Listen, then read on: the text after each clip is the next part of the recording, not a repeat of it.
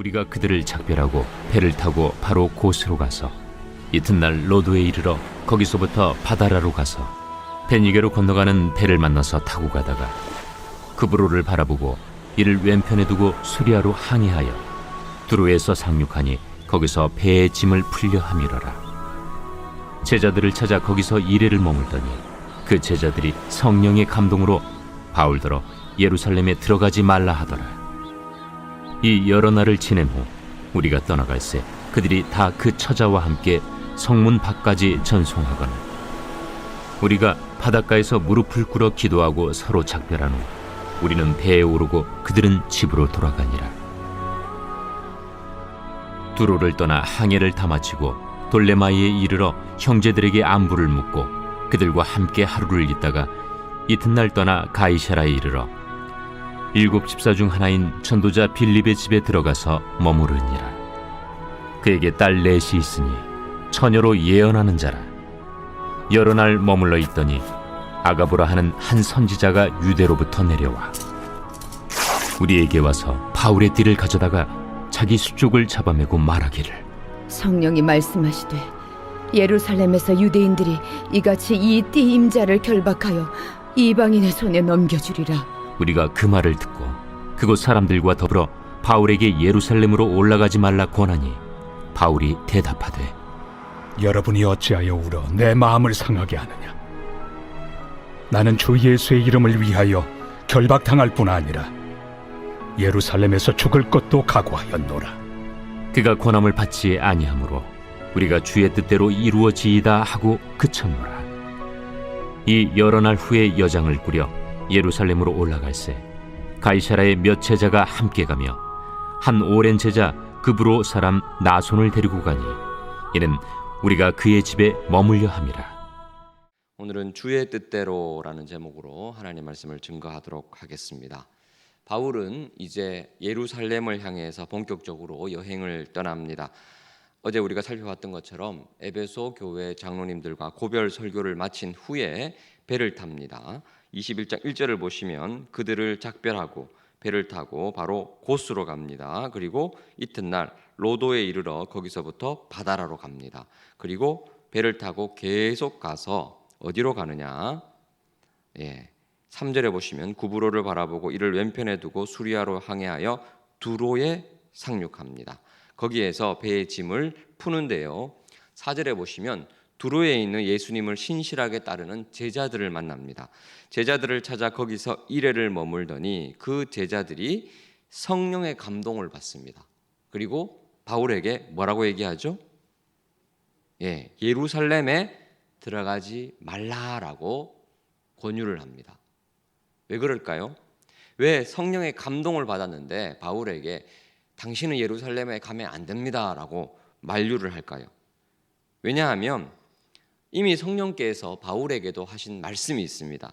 20장 23절 보겠습니다. 우리 앞장 23절을 보시면 이미 바울이 이렇게 고백하죠. 오직 성령이 각 성에서 내게 증언하여 결박과 환난이 나를 기다린다 하시나. 예루살렘으로 나아가는 동안 성령께서 끊임없이 바울에게 뭐라고 말씀하셨죠? 결박과 환난이 너를 기다릴 것이다.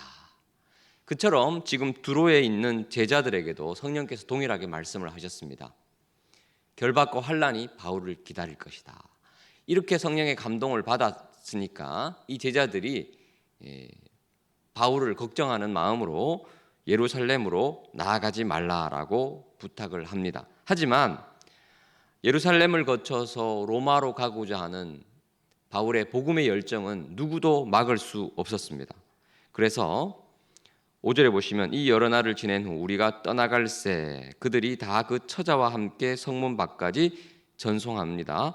바닷가에서 무릎을 꿇어 기도합니다. 축복합니다. 6절 서로 작별한 후에 바울 일행은 배에 오릅니다. 그들은 집으로 돌아갑니다. 여러분 한번 상상해 보십시오.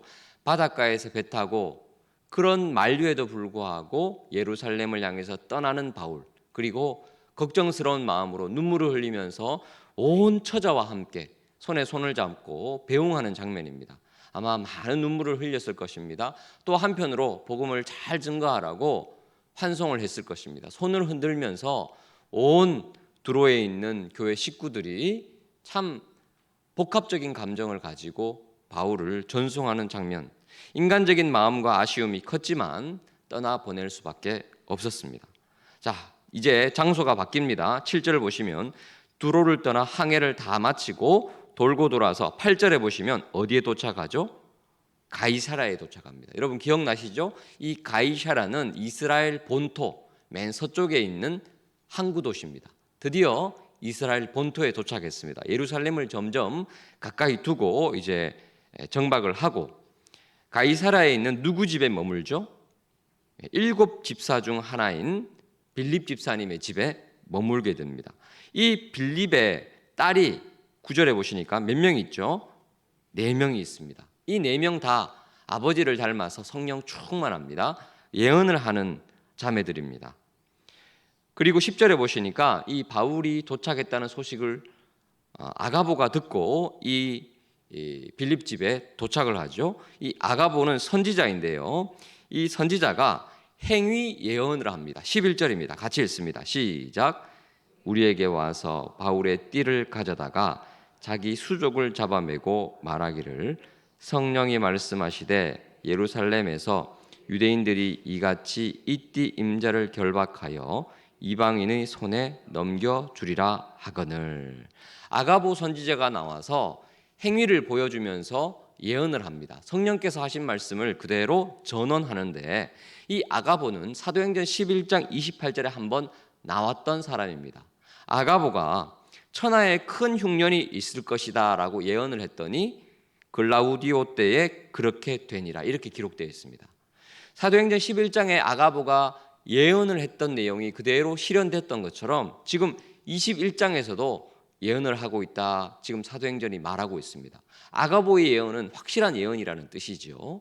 그래서 어떤 예언을 합니까? 이제 바울이 결박당할 것이다. 이방인의 손에 넘겨질 것이다 라는 무서운 예언을 합니다. 이 예언을 듣고 12절 보십시오. 우리가 그 말을 듣고 그곳 사람들이 다 함께 뭐라고 말합니까? 바울에게 예루살렘으로 올라가지 마라라고 부탁합니다. 여기서 우리 그리고 그곳에 있는 사람들 누구를 포함하죠? 바울의 선교팀도 포함됩니다. 아마 디모데, 실라, 누가 이렇게 되겠죠. 또 빌립의 4 딸들도 포함됩니다. 예언하는 그 4 딸들도 바울에게 예루살렘에 가지 말라라고 말합니다. 자, 그럼에도 불구하고 바울은 어떻게 얘기하죠? 13절입니다. 바울이 대답하되 여러분아 어찌하여 울어 내 마음을 상하게 하느냐 나는 주 예수의 이름을 위하여 결박당할 뿐 아니라 결박당하는 것은 내가 개의치 않는다. 예루살렘에서 죽을 것도 각오하고 있다라고 담대하게 얘기를 하고 있습니다. 그래서 14절 그가 고난을 받지 아니하므로 이제서야 우리가 주의 뜻대로 이루어지이다 하고 고난을 그치는 장면입니다. 여러분 오늘 본문 말씀을 통해서 성경이 우리에게 교훈하는 것은 무엇입니까? 두로에 있는 제자들 바울의 예루살렘 행을 극구 말렸습니다. 그리고 이 가이사라에서 빌립 집사님의 집에서 아가보 선지자뿐만 아니라 모든 사람이 바울의 예루살렘 행을 만류합니다. 이 두 부류의 사람들 모두 성령 충만했고 성령의 권하심을 받아서 만류하고 있습니다. 그런데 바울은 그러면 이런 성령 충만해서 말하는 권유를 받아들여야 되지 않습니까? 그게 아니라 바울은 내가 죽음까지 각오했다라고 말하면서 예루살렘 행을 강행하고 있습니다. 누가 옳은 것일까요? 두 부류 중에 예루살렘 가는 것이 맞는 것일까요? 가지 않는 것이 맞는 것일까요?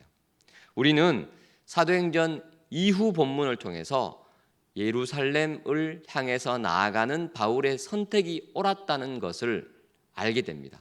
하나님께서 바울을 물론 결박당하지만 이방인의 손에 넘겨지지만 철저하게 보호하시고 예루살렘을 거쳐서 로마로 하나님께서 선하게 인도하시는 장면을 보게 됩니다. 바울이 옳았습니다. 그렇다면 우리는 의문이 들죠. 두로에 있는 제자들도 성령 충만해서 권했고, 또 아가보 선지자를 비롯한 빌립의 네 딸들, 그리고 선교팀도 성령 충만한 상태입니다. 성령의 예언하심을 그대로 받아서 네가 앞으로 가면 결박당할 것이다, 고난당할 것이다 예언을 했습니다. 누가 옳은 것일까요? 둘 다 옳습니다. 그런데 해석이 다른 것입니다. 성령께서는 바울에게도, 그리고 두로의 제자들에게도, 그리고 아가보 선지자와 빌립의 네 딸에게도 동일하게 말씀을 하셨습니다. 예루살렘으로 가면 결박당할 것이다. 예루살렘으로 가면 고난당할 것이다. 거기까지는 맞습니다. 그런데 해석은 다릅니다.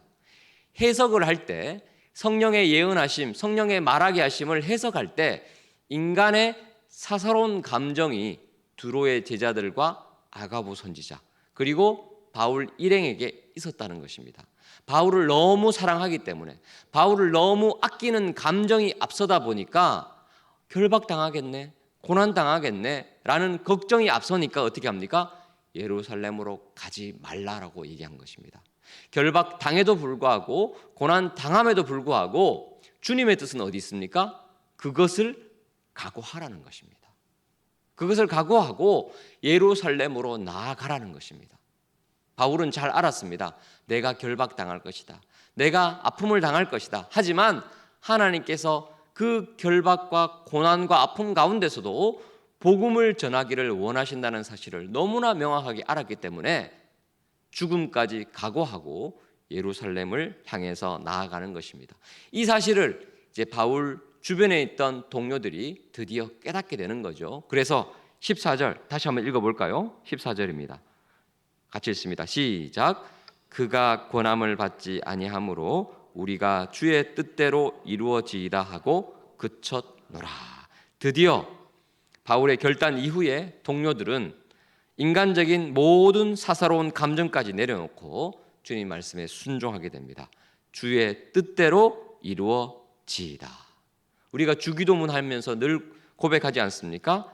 하나님의 뜻이 하늘에서 이루어진 것처럼 이 땅에서도, 내 삶 가운데서도 이루어지이다. 사도 바울은 그렇게 지금 고백하고 있는 것입니다.